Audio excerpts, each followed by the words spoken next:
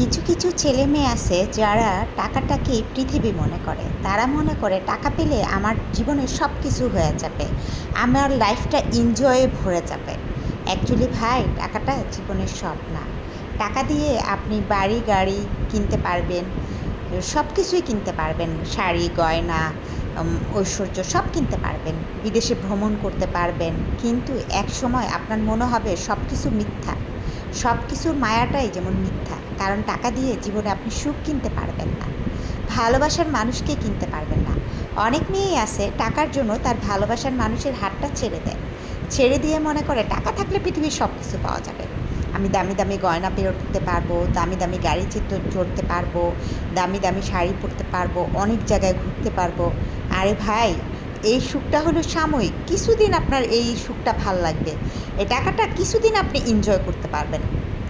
তারপর এক সময় এসে আপনার সব কিছু মিথ্যা মনে হবে, আপনার সব কিছু বিরক্তিকর মনে হবে। তখন মনে হবে, ইস, ভালোবাসার মানুষের সাথে যদি থাকতে পারতাম, ডাল ভাত খেয়ে কুড়ের ঘরে থাকতে পারতাম, তবু শান্তি লাগতো, তবু ভালো লাগতো।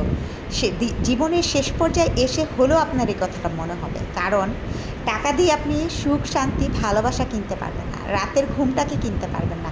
হ্যাঁ, আপনি বাজারে যান, গিয়ে যদি বলেন যে আমি রাতের ঘুম কিনতে চাই, টাকা দিয়ে আপনাকে ঘুমের ঔষধ ধরায় দিবে। আপনার প্রতিদিনের রাত ঘুমের ঔষধের রাত হবে, সুখের রাত হবে না, ভালোবাসার মানুষের রাত হবে না। আর যদি আপনি টাকার পিছনে না ছুটে ভালোবাসার মানুষের পিছনে ছুটে বেড়ান, তাহলে একসময় মনে হবে আপনি ডাল ভাত খেয়েও স্বর্গের সুখে শান্তি উপভোগ করতেছেন এই পৃথিবীতে, কুড়ের ঘরে থেকেও শান্তির সুখ পাচ্ছেন। আর ভালোবাসার মানুষ যদি পাশে না থাকে, আপনি টাকার লোভে একজনকে বেছে নেন, সেই সুখটা আপনার কাছে খুব সাময়িক লাগবে, কয়দিনের সুখ মনে হবে। তারপরে একসময় সব কিছু মিথ্যা মনে হবে, সব কিছু অসহ্য মনে হবে, বিরক্তিকর মনে হবে। তখন টাকাটাও আর আপনার শান্তি মনে হবে না।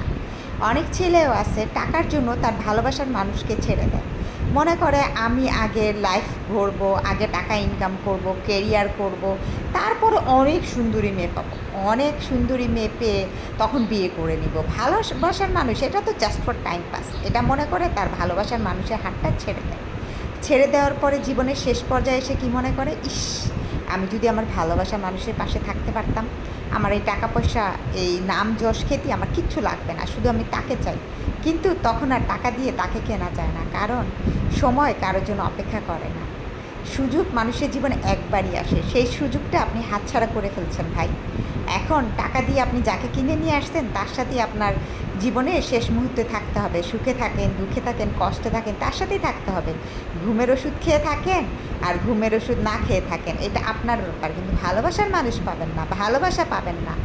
যে আপনার টাকা দেখে আপনাকে বিয়ে করছে সে কিন্তু আপনাকে ভালোবাসে না, জাস্ট ফর টাকার জন্য আপনাকে বিয়ে করছে। ভালোবাসার জন্য তো আপনাকে বিয়ে করে নাই, সে তো তার ভালোবাসার মানুষকে ছেড়ে আসছে, সে মনে মনে তাকেই ভালোবাসে, কিন্তু আপনার টাকা দেখে আপনাকে বিয়ে করছে। তাই ছেলে মেয়ে উভয়কেই বলতেছি, কখনো টাকার পিছনে ছুটেন না। টাকা আপনাদেরকে কখনো মানসিক শান্তি দিবে না। ভালোবাসার মানুষ যদি একবার চলে যায় আর কখনো তাকে ফিরে পাবেন না, আর ফিরে পাওয়া সম্ভব না। তাহলে আপনারা টাকাটা দিয়ে কী করবেন বলেন? আপনারা বিদেশে ঘুরতে যাবেন, সাময়িক একটু ভাল লাগবে, কিন্তু এক সময় এসে সব কিছু আর ভাল লাগবে না, সব কিছু বিরক্তিকর মনে হবে। কথাটা আমার কথাটা একসময় মিলিয়ে নেন। এখন হয়তো আপনি টাকার পিছনে ছুটবেন, কিন্তু একসময় আমার কথাটাই সত্যি মনে হবে। আমার ভিডিওটি যদি আপনার ভালো লেগে থাকে অবশ্যই সাবস্ক্রাইব করবেন। আমি নতুন, আপনাদের ভালো লাগছে কিনা জানি না, চেষ্টা করছি।